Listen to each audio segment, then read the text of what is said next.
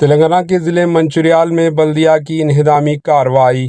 تلنگانہ کے ضلع منچریال میں غیر مجاز عمارتوں کی انہدامی کارروائی انجام دی گئی۔ منچریال ٹاؤن مارکیٹ علاقے میں یہ انہدامی کارروائی انجام دی گئی۔ پولیس کی بھاری بندوبست کے درمیان بلدیہ کی جانب سے یہ انہدامی کارروائی انجام دی گئی۔ بتایا جاتا ہے کہ دکانات اجازت سے زیادہ حصے میں تعمیر کی گئی تھی، جس کے نتیجے میں ٹریفک کے مسائل پیدا ہو رہے تھے، جس کی بنا پر ریونیو کے حکام کی جانب سے ان کی انہدامی کارروائی انجام دی گئی۔ Bureau report AHN news.